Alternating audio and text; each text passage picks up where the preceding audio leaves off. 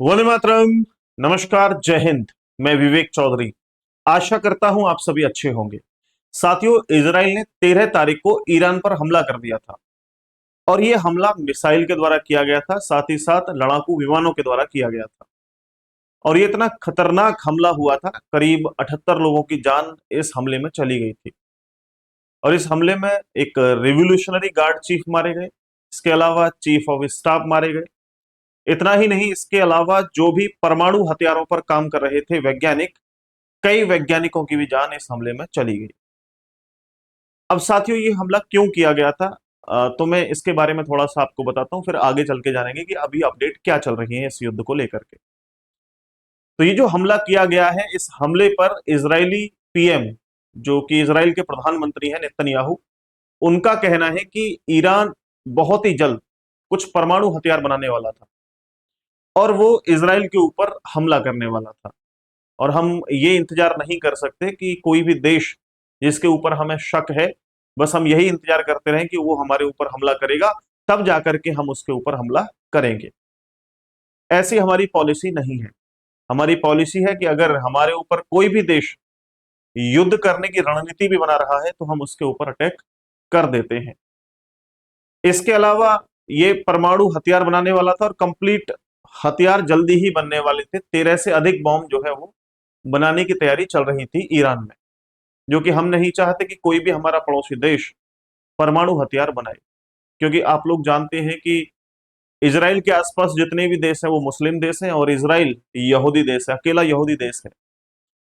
हमेशा युद्ध जैसा माहौल बना रहता है और कई बार कई देशों से युद्ध हुए भी हैं और बहुत ही अच्छे से इजराइल ने जीते भी हैं। लेकिन इस बार क्या होता है देखेंगे। ये जो युद्ध है वो 1 या 2 दिन चलने वाला अभी नहीं है, क्योंकि लगातार जो हम कह सकते हैं कि युद्ध जो है वो बढ़ता ही चला जा रहा है। हमले लगातार बढ़ते ही चले जा रहे हैं, क्योंकि जो ऑपरेशन ये चलाया गया था इसराइल के द्वारा ईरान के ऊपर, इस ऑपरेशन का नाम रखा था ऑपरेशन राइजिंग लाइन। इसके बाद जब इसराइल ने ईरान पर हमला किया तो ईरान ने भी जवाबी कार्रवाई दी और ईरान ने जो हमला किया है, जिसके बाद जो है वो इसराइल में, पूरे इसराइल में सायरन बज रहे हैं। खतरे का जो है माहौल बना हुआ है। इसका एक कारण है कि जो ईरान ने हमला किया है वो ड्रोन के माध्यम से हमला किया है। करीब करीब 100 ड्रोन जो है वो ईरान के ऊपर, ईरान ने इसराइल के ऊपर छोड़े हैं।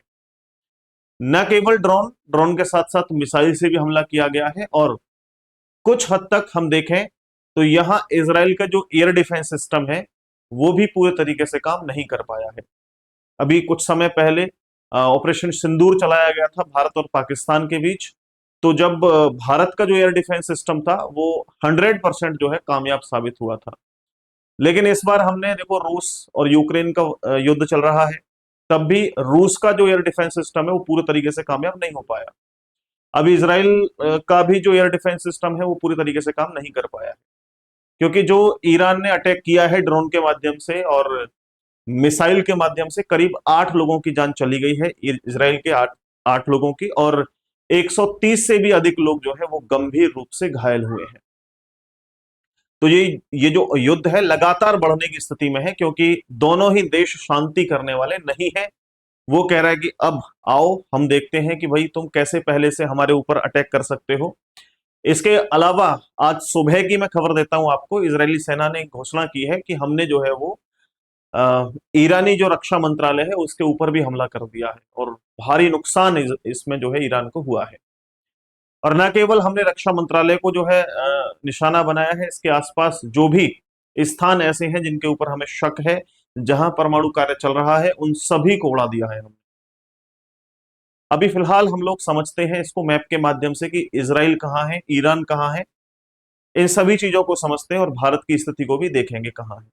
और फिर हम लोग ये भी जानेंगे इस वीडियो में कि 2 गुट बन चुके हैं, कौन सा गुट इसराइल के साथ है और कौन सा गुट जो है वो ईरान के साथ है। हम लोग ये भी इस वीडियो में बात करेंगे। फिलहाल आप लोग देखिए कि ये भारत का नक्शा है।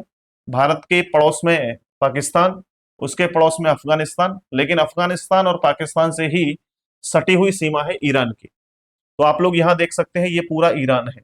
अभी यहाँ ईरान का और इसराइल का युद्ध चल रहा है। इसराइल एक बहुत छोटा सा देश है जो आपको यहाँ दिखाई दे रहा होगा। ये यहां से यहां तक इतना बड़ा इजराइल है, लेकिन इसके अंदर भी फिलिस्तीन का एरिया है, काफी बड़ा एरिया फिलिस्तीन का भी है। तो बहुत बड़ा एरिया नहीं है, लेकिन टेक्नोलॉजी के माध्यम से देखें तो इजराइल वाकई में जो है वो टॉप कंट्रीज में जो है वो स्टैंड करता है। तो यहां पर इजराइल का और ईरान का जो है आपस में युद्ध चल रहा है। अगर हम देखें तो बिल्कुल इनकी सीमा आपस में जुड़ी हुई नहीं है, लेकिन फिर भी ड्रोन से अटैक किए जा रहे हैं, इधर से मिसाइल से अटैक किए जा रहे हैं। बीच में इराक है, आप लोग जानते हैं कि इराक से भी जो है वो बनती नहीं, कभी भी आपस में दोनों की यारी या दोस्ती नहीं रही है, इसराइल की और इराक की। क्योंकि पहले एक बार कोशिश इराक ने भी कर ली है परमाणु हथियार बनाने की। तो ऑपरेशन जो है चलाया गया था ओपेरा, ऑपरेशन ओपेरा, जिसकी वीडियो मैं आप लोगों को बना के बता चुका हूं। ऑपरेशन ओपेरा में भी ऐसा हुआ था कि इराक के कई सारे जो है परमाणु रिएक्टर जो है वो ध्वस्त कर दिए गए थे इसराइल के द्वारा। तो इसराइल कभी भी ये नहीं चाहता कि मेरे जो दुश्मन देश है उनके पास न्यूक्लियर हथियार हो या न्यूक्लियर वेपन उनके पास हो। तो अब ये तो प्रतिक्रिया आपकी रही कि भाई चल क्या रहा है इस युद्ध में। अब कई बार आप लोग सोचते हैं कि यार इतना सा देश कैसे इतने बड़े देशों से या इतने देशों से लड़ सकता है।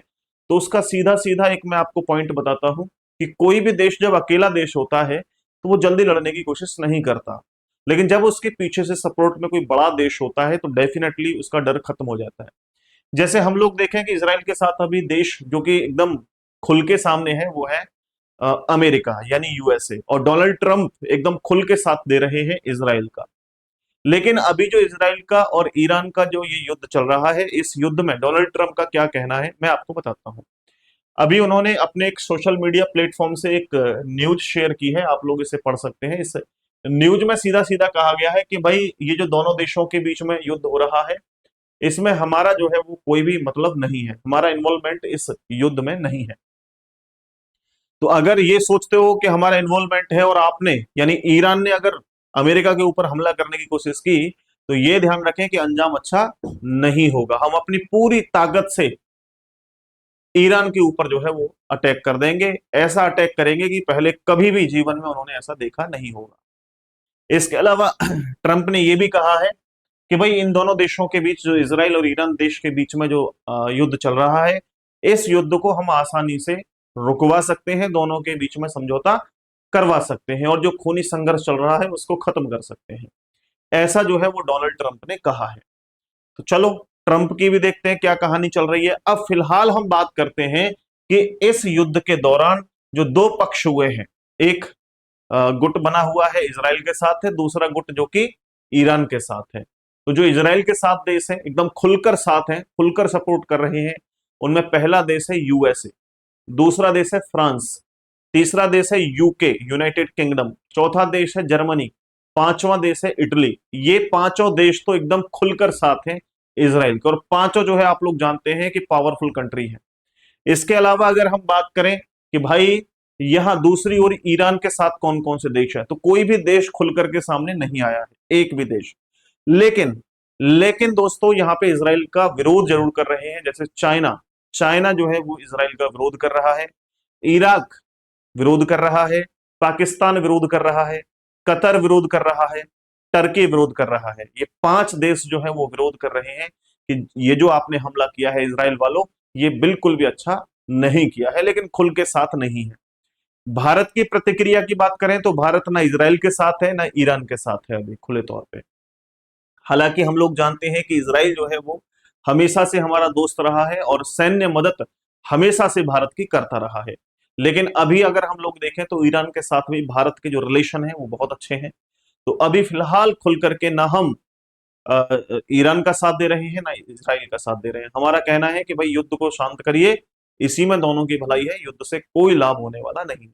लेकिन आने वाले समय में हम किसके साथ जाते हैं आप कमेंट करके जरूर बताइएगा कि शायद हम कौन से देश के साथ आने वाले समय में जा सकते हैं। तो ये पूरी कहानी थी साथियों। नेक्स्ट इस पे मैं और भी कुछ जो है वो वीडियोस बना रहा हूं, जल्द ही आप लोगों को मिलेंगे। तो आप चैनल को सब्सक्राइब करके बेल आइकन को प्रेस कर लें। इसके अलावा आप लोग किसी भी वनडे कॉम्पिटेटिव एग्जाम की तैयारी कर रहे हैं तो आप हमारा रीजनिंग स्पेशल बैच ले सकते हैं 499 रुपए में। इसमें आप लोगों को class notes, PDF, test series सब मिल जाएंगे और ये एसएससी, रेलवे, पुलिस जैसे एग्जाम्स के लिए एकदम यूजफुल रहेगा। कोई भी जानकारी लेने के लिए आप इस नंबर पे हमारे साथ जुड़ सकते हैं। व्हाट्सएप नंबर भी है और कॉलिंग नंबर भी है। अगर आप लोग फ्री क्लास ज्वाइन करना चाहते हैं रीजनिंग की, तो आप लोग रीजनिंग बाय विवेक सर यूट्यूब चैनल ज्वाइन कर सकते हैं। इस पे complete reasoning free of cost आप लोगों को मिल जाएगी। आज के लिए इतना ही, बहुत बहुत धन्यवाद। मिलते हैं नेक्स्ट वीडियो में नए कंटेंट के साथ। टेक केयर, खुश रहिए।